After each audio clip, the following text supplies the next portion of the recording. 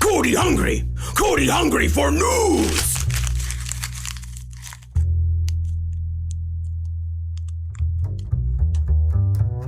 Hello, everybody. So, Palestine and Israel. We're not going to talk about it because we're told it's too complicated to understand or discuss or do anything about. But, counterpoint, we will talk about it because is it too complicated to understand? Could only the Titanic-sized intellect of Jared read 25 books Kushner understand the intricacies of the conflict? Well, first, let's go over the current situation. While media coverage of Israel-Palestine has improved, if you read certain headlines, you may be under the impression that Hamas just suddenly decided to fire rockets at Israel, sparking a bloody conflict.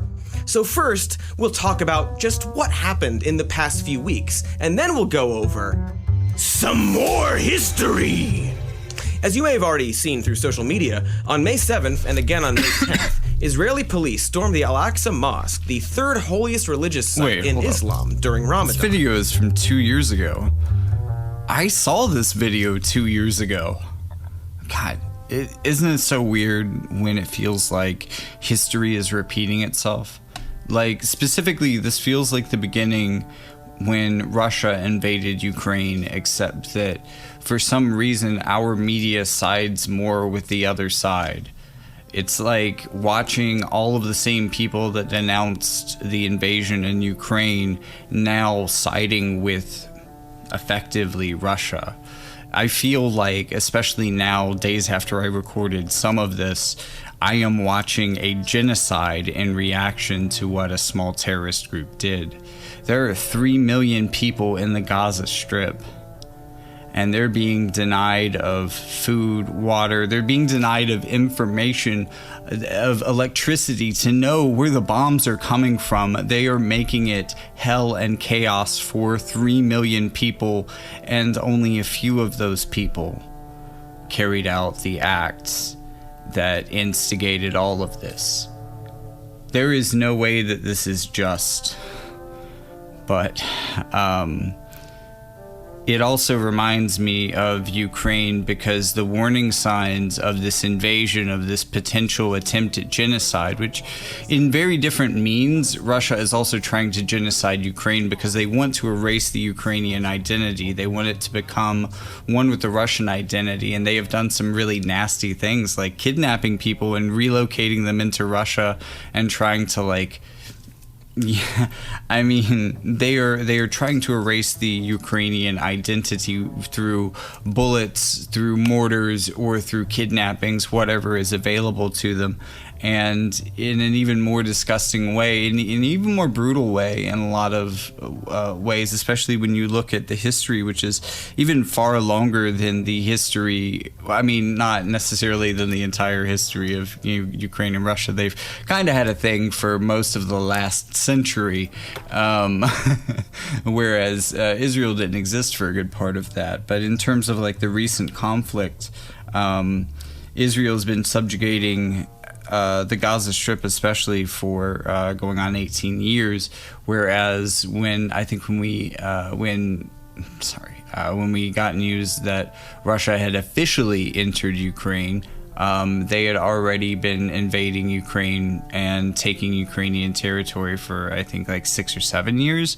So this is just a dramatic difference, and Israel's been very consistent in the way that they treat the Palestinian people, and especially Palestinian civilians. And I think that this is, like, every time this happens, we say it's the most, like, the worst, the most disgusting example, and it is, again, it's like watching climate change, and it feels inevitable, and then you watch your senators, like, deny that it's even happening. It feels like every year we're setting records of how many people they can kill and how much they can terrorize these people who have nowhere else to go. And every year it just gets worse until eventually they'll all be dead. And I don't know. Let's see what Cody has to say about it. Let's see what Cody from 2 years ago has to say about where they were at the time. Police fired stun grenades and rubber bullets inside the mosque at worshippers, injuring over 300 Palestinians. The police presence was in response to protests against the looming forced evictions of 8 Palestinian families in Sheikh Jarrah, East Jerusalem, by Israeli authorities. East Jerusalem is a Palestinian territory that has been illegally occupied by Israel since 1967. Why are Palestinians facing forced evictions? Well, in a word, ethnic cleansing.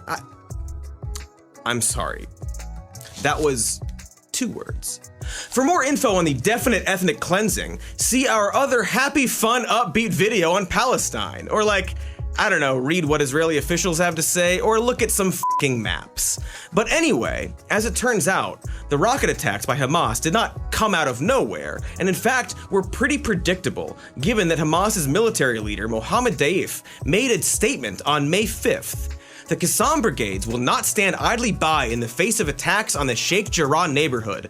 They will pay a heavy price if the aggression against our people in the Sheikh Jarrah neighborhood does not stop immediately. This was on May 5th, in response to police violence against protesters. The Israeli police's escalation to storming the Al-Aqsa Mosque happened days later, on May 7th and May 10th. So the rocket attacks aren't exactly random violence if Hamas is giving a direct threat and explanation of the violence. But Cootie, says patriotic anime titty lover 69, are you siding with Hamas? Do you stand terrorism? Well, thank you, patriotic anime titty lover 69, for your service. Obviously, Hamas sucks, but pointing out that Hamas's actions are not random acts of violence isn't the same as siding with them, nor is solidarity with Palestinians, as Ted Cruz and Ben Shapiro and other liars might want you to believe. To be clear, hurting civilians is never justified, even when it's in retaliation, and especially when it's an escalation of violence. When Hamas fires at Israel, injuring or killing random civilians, not only is it a travesty for Israeli civilians who are harmed, it also undermines public sympathy for innocent Palestinians. Hamas's actions give the Israeli military quote-unquote justification to bomb and kill tenfold Gazans and continue to ethnically cleanse Palestinians. I'm sorry, what I meant to say is, Hamas's actions gave Israel justification to do surgical airstrikes against Hamas that ends up killing sickening numbers of children, top doctors, destroying their one coronavirus testing site, flattening residencies, and demolishing buildings housing media organizations, including the Associated Press, and hitting refugee camps. You know, surgical war crimes. It's like the more things change, the more the people in Congress always hold the same views towards Israel and completely give them a pass on everything they do. The more things stay the same. Anyways, here's the rest of the video. Hello, Internet. I'm Jackie Fox, and a couple of days ago I woke up to the news that Israel was declaring war on Gaza in a real and meaningful way. And the story just got more and more, disturbing as I listened. There was a massive Hamas attack. And for what it's worth, NPR did... Really, seriously, for whatever this happens to be worth, NPR really did their best to both sides this story. They did try to explain it as best as they could, neutrally, and include what both sides were saying. But I've never been able to see the conflict like that. Gaza is an open-air prison. It is there are few places in the world outside of slavery and just absolute forced starvation that are worse than Gaza. It's for a lot of reasons that will be discussed later in this video. It's a pretty rough place to live, and it's hard for us to know their side of the story, to truly understand why people might be motivated to do the things that they did to the Israeli people. But this seems to have been in the near term, instigated, but it was. It does seem to be largely instigated by a large-scale and very brutal Hamas attack, which has led to a lot of Israeli civilians being taken captive and held as hostages. And given everything that I know about the history of this conflict coming into this, it's hard not to see this as a desperate move to think and to assume rightly, as it seems, that Israel is more concerned with accidentally killing their civilians than they are the ones in Gaza, because they die every year to Israel's attacks in large numbers. This is one of the most one-sided wars ever committed, and it's just a slow creeping, just polite enough that like we don't take the same stances on it that we do with Russia and Ukraine just all the time, but a slow crushing genocide. These people have no way out, like, and we don't know their story because, you know, Israel will blow up the fucking, like, I forget if it was AP or Al Jazeera, but one of the last places that had a reporting center within the Gaza Strip was blown to bits. Every year on May 15th, Palestinians around the world remember Nakba, or the catastrophe. The day in 1948, Israel was created in Palestine. This year in Gaza, Al Jazeera 2 marks the one-year anniversary of the Israeli bombing of a building housing its offices on the same date. That attack came as part of an 11-day battle in Gaza between Israeli forces and Palestinian groups. It was the bloodiest conflict since 2014. We were 30 apartments and 50 offices were forcibly displaced in a single night. Our hopes were high after we heard of the donors' funding for the reconstruction, but months passed and nothing has been implemented yet. According to local officials, Israeli forces targeted high-rise towers, apartment buildings, and bombed thousands of other sites. More than 260 people were killed, and at least 2,000 others were injured. Basic services were severely disrupted.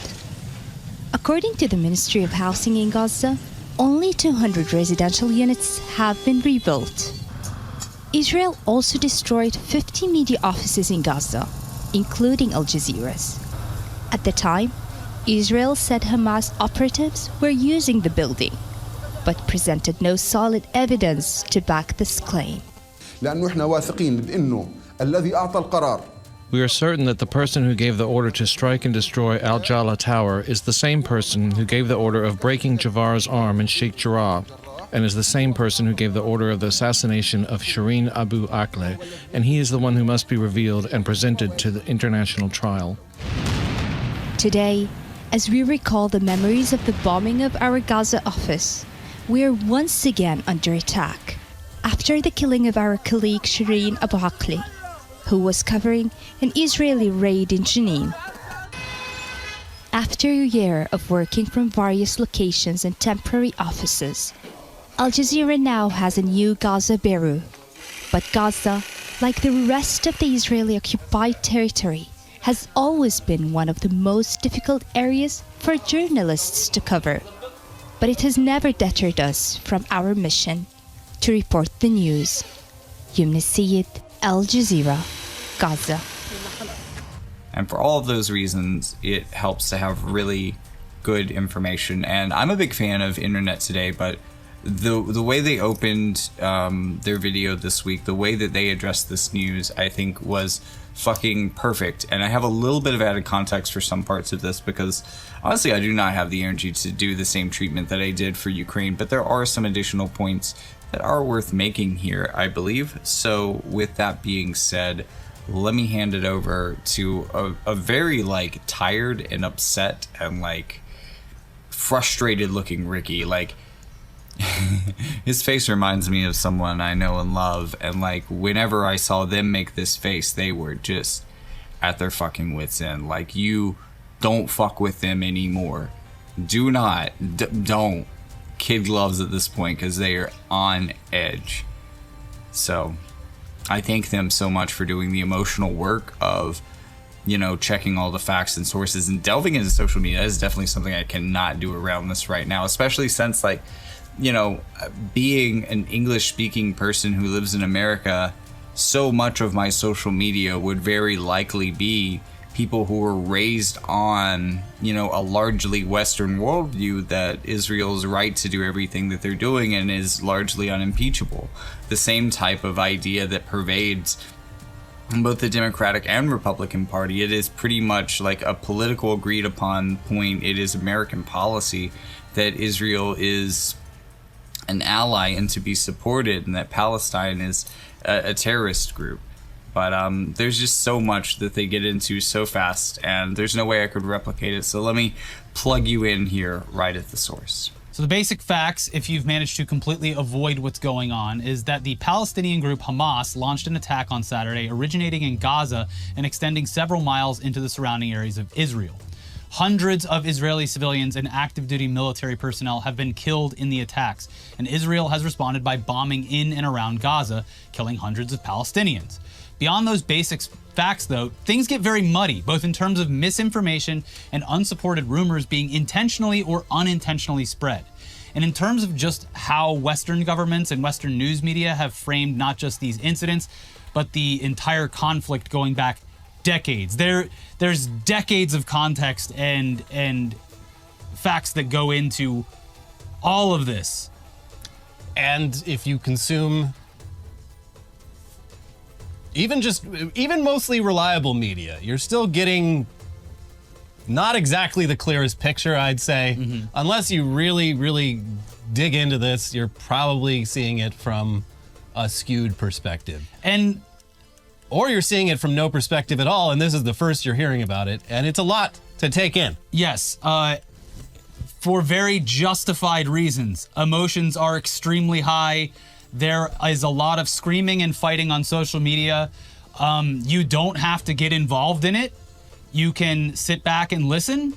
That's what I've been doing over the past couple of days. It's been an extremely rough weekend. I've seen things online that I have experienced throughout decades of existing online, and some of it's the worst shit that I've ever seen, and it's taken its toll on me. As I'm assuming it's taken its toll on you, and this is all bad. Yeah, there's nothing wrong with waiting at least a little bit for at least the dust to kind of settle here.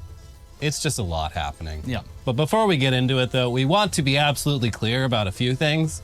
First of all, criticism of Israel is not criticism of Jewish people as a whole. It is not anti-Semitism. And in fact, some of the strongest voices condemning the Israeli government are Jewish and/or Israeli. And secondly, and conversely, criticism of Hamas is not criticism of the Palestinian people as a whole. Equating Jews with Israel and Palestinians with Hamas is at the heart of the most deranged takes coming out of these events, and both are bad. But the views equating Palestinians and Hamas are definitely getting more mainstream airtime, and it's also pretty much the official Israeli military policy. And it's easy to see why your friends, family, and other people are posting extremely emotional things, because the brutality of what has been seen over the weekend is undeniable. And there is brutality, a lot happening. Yeah, entire apartment buildings. Israel is bombing the shit out of Gaza. Entire families are being wiped out. Innocent people who had nothing to do with these attacks.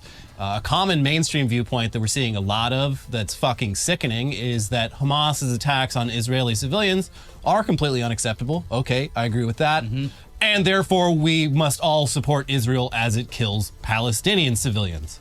Yeah, another popular viewpoint seems to be that this is an ancient conflict with tremendous nuance and complexity, and that's also a bit bullshit. But the truth is that the grievances at the heart of this conflict started in 1947, but even more specifically, they stem from 2007, when the Gaza blockade began, effectively isolating Gaza and severely limiting its access to basic goods and utilities. It's also not a holy war. Hamas is not ISIS, despite the official Israel Twitter account repeatedly claiming that it is. This conflict is way less about religion than it is about the material reality of Palestinians living under a system that has widely been compared to apartheid in South Africa, with Gaza described as the world's largest open-air prison. Another thing worth pointing out is that Gaza and the West Bank, the two parts of Israel that Palestinians are confined to, are geographically isolated from each other, and at this point are two totally different situations. Hamas is mostly in charge of Gaza, while the Palestinian Authority, aka Fatah, is mostly in charge in the West Bank. At this point, this conflict is confined to the area around Gaza, though it could definitely extend to the West Bank as things continue. Yeah, and the situation in the West Bank definitely influences Gaza and vice versa, but they're two very different things. They're both areas that were captured in the many wars that Israel has fought to defend itself over the decades. Gaza, is basically a giant refugee camp. The West Bank was supposed to just be, well, they were like, we'll figure this out at some point, but Israel, please don't go in there, just don't send settlers in there to move in.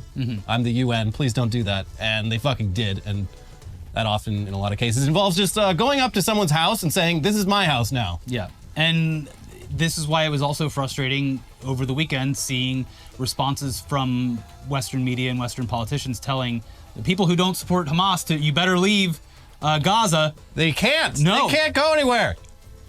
So, and people are like, oh, well, they can go to Egypt, or they can go, like, a thing that, like, really needs to be said is that the Palestinians don't have any friends, even in the surrounding countries. A big reason for the Arab-Israeli war in the 1940s was that all of the countries surrounding Israel were like, fuck, we're going to have to take in 1 million refugees. Let's do a war to avoid that. They don't want these people.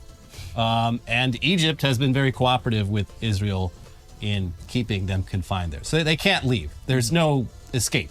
They don't have bomb shelters either. There's Wolf Blitzer was talking to someone in the hospital there. Like, shouldn't you go to the bomb shelter? Yeah, I heard a lot of bombs. Shouldn't you go to the bomb shelter? She's like, we don't have a bomb shelter. Yeah. Anyways, another common talking point is that since the people of Gaza elected Hamas to represent them, well, they're not so innocent. They're simply reaping what they sowed when Israel counterattacks them. And here's the liberal leftist Wall Street Journal from way back in 2009. But before we get to that, this point actually brings me to another similarity besides this feeling that everything changed all at once. You know, hearing that news, like just a big boom. This is a big war. A war just started. A lot of innocent people are dying today, will die today, will die this week, and more and more and more will die into the future. But you know, having so recently gone through the series that I had made within the first month of the Ukraine-Russia struggle, one of the biggest similarities is I was going into the past to look at how these things happen and what could happen here. I looked into the CIA's Operation Cyclone and how that ended up creating the early parts of Al-Qaeda, which is actually a very similar concept, at least in my mind, to what you're about to hear here from the Wall Street Times about how Israel is largely responsible for the creation, the foundation funding, etc. of Hamas. So, surveying the wreckage of a neighbor's bungalow hit by a Palestinian rocket, retired Israeli official Avner Cohen traces the missile's trajectory back to an enormous, stupid mistake made 30 years ago. Hamas, to my great regret, is Israel's creation, says Mr. Cohen, a Tunisian-born Jew who worked in Gaza for more than 2 decades. Responsible for religious affairs in the region until 1994, Mr. Cohen watched the Islamist movement take shape, muscle aside secular Palestinian rivals, and then morph into what is today Hamas, a militant group that is sworn to Israel's destruction. Instead of trying to curb Gaza's Islamists from the outset, Israel for years tolerated and, in some cases, encouraged them as a counterweight to the secular nationalists of the Palestine Liberation Organization and its dominant faction, Yasser Arafat's Fatah. Israel cooperated with a crippled, half-blind cleric named Sheikh Ahmed Yassin, even as he was laying the foundations for what would become Hamas. Sheikh Yassin continues to inspire militants today. During the recent war in Gaza, Hamas fighters confronted Israeli troops with Yassins, primitive rocket-propelled grenades named in honor of the cleric. So yeah, that's the Wall Street Journal, not exactly a leftist anti-Zionist source. And here's the Times of Israel, one of Israel's biggest online news outlets, with an op-ed published this week that explains further. For years, the various governments led by Benjamin Netanyahu took an approach that divided power between the Gaza Strip and the West Bank, bringing Palestinian Authority President Mahmoud Abbas to his knees while making moves that propped up the Hamas terror group. The idea was to prevent Abbas or anyone else in the Palestinian Authority's West Bank government from advancing toward the establishment of a Palestinian state. Thus, amid this bid to impair Abbas, Hamas was upgraded from a mere terror group to an organization with which Israel held indirect negotiations via Egypt, and one that was allowed to receive infusions of cash from abroad. Most of the time, Israeli policy was to treat the Palestinian Authority as a burden and Hamas as an asset. Far-right MK Bezalel Smotrich, now the finance minister in the hardline government and leader of the religious Zionism party, said so himself in 2015. According to various reports, Netanyahu made a similar point at the Likud faction meeting in early 2018, when he was quoted as saying that those who oppose a Palestinian state should support the transfer of funds to Gaza, because maintaining the separation between the Palestinian Authority in the West Bank and Hamas in Gaza would prevent the establishment of a Palestinian state. While Netanyahu does not make these kind of statements publicly or officially, his words are in line with the policy that he implemented. He admitted. So yeah, within Israel this week, there's actually been quite a lot of blame for the current situation laid at the feet of Benjamin Netanyahu, Israel's prime minister, who was already facing years of criticism for alleged corruption and for steering Israel's government in an increasingly hardline authoritarian direction. And yeah, also within Israel, you do have people that are openly opposed to the status quo. Yeah. But what's happening in Israel is it's horrific. It's indefensible. Can't say that enough. It is. Yeah, we have to keep bad. reiterating that what happened this weekend is not excusable. This was brutality. It was, and the reports, and a lot of which, some are confirmed, some are unconfirmed. It is a very thick fog of war happening right now, especially, which we'll get into, how easily misinformation and disinformation is being spread online at a rate that I don't know if we've seen or that I can remember in any recent history. No, it's a clusterfuck. It's bad. Yeah. So. But yeah, I mean, this is obviously indefensible, but it is also the natural outcome of Israeli policy. The Gaza blockade has been in effect for 17 years, and the median age in Gaza is around 18. So, in other words, the median Gaza resident has never known any life other than under blockade, trapped in one of the most densely populated places on Earth, living in poverty with little reliable access to food, clean water, or medicine, only getting around 4 hours of electricity per day.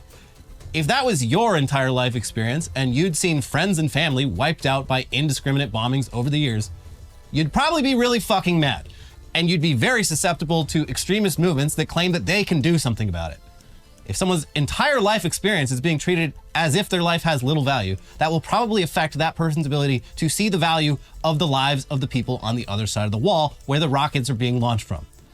And that obviously goes both ways, but it's impossible to look at the casualty numbers on either side of this conflict and claim that both sides have suffered equally.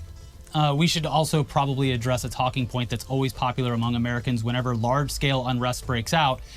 I support Palestine, but they should fight for their freedom the right way through nonviolence like Martin Luther King. And yeah, compared to the indefensible slaughter of civilians, of course that would be better. Gazans literally already tried that. In 2018 and 2019, they peacefully marched into the no man's land around Gaza to protest for an end to the Gaza blockade. And Israeli snipers killed hundreds of them and injured thousands more. There was international outcry, at least for a little bit, but it didn't do shit to change fucking anything. None of us want to really think about what we would do if we were oppressed and peaceful protest was a dead end, but it's never pretty. Ireland, South Africa, Algeria, Haiti, Nat Turner's slave revolt, John Brown's raid on Harper's Ferry. Actually, if you would like some additional context on John Brown and the Harper's Ferry revolt, you can check out one of my previous videos. I will link that in the description for you. I did a series on different like socialist or anarchist kind of archetypal characters within American history and how they led to a quote-unquote modern American socialism that emerged around the late 1800s and early 1900s in America, kind of surrounding thinking of Abe Lincoln as like their great liberator, or anyways, or is their kind of like icon. He was their like Bernie, like this is the best thing we've got in terms of our ideals in power. More people should be like that, but more socialist, you know. It was a very similar thing back then as well. And I just thought that whole process was interesting. So actually learning about John Brown was interesting as well. And yeah, John Brown fucking killed some people, but I will leave all of that up to you to learn why he killed some people and why you still might want to learn about him and think of him as, I don't know, not necessarily a terrorist or a villain, but perhaps a freedom fighter.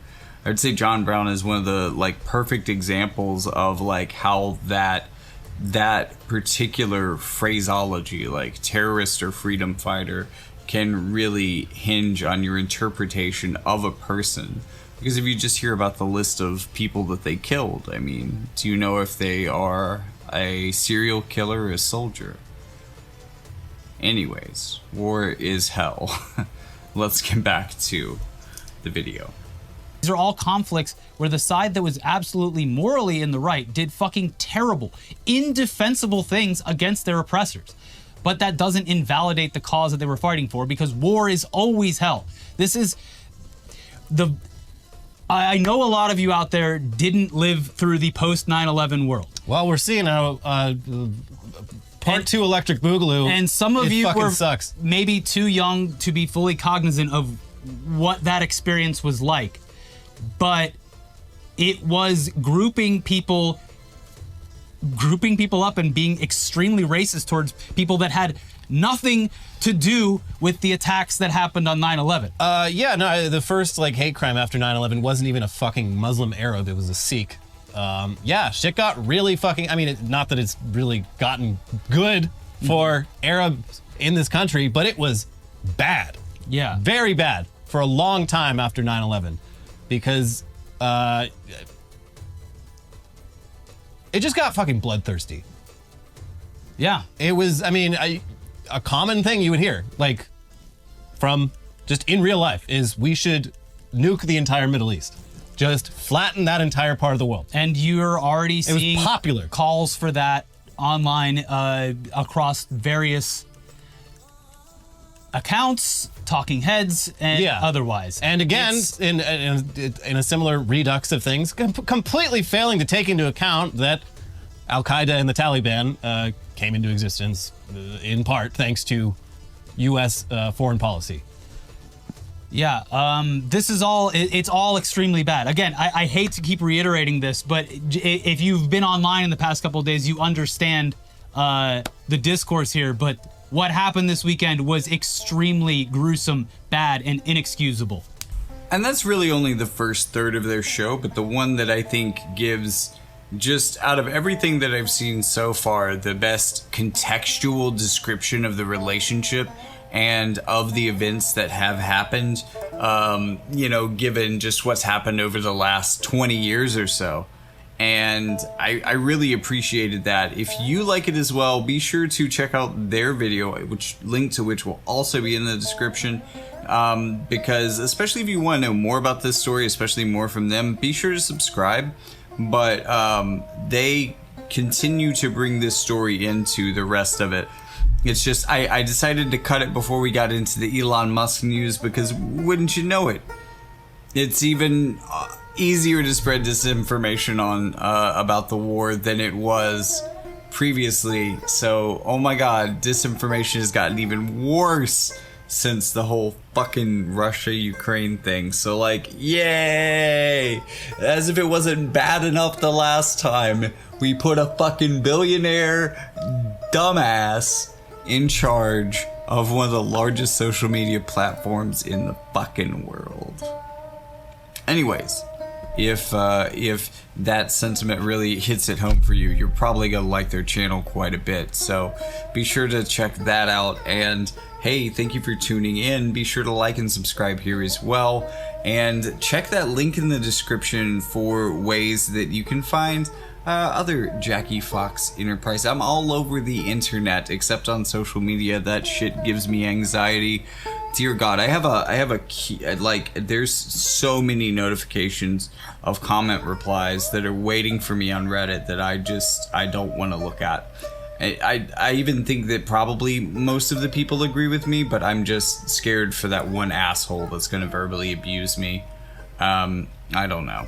I don't like social media. I don't think it's good for my mental health. Maybe not good for yours either. So, if you want the non-social media Jackie Fox links, that's all going to be in the link tree in the description. Be sure to check that out, and I thank you for watching, and I guess I'll see you in the next one.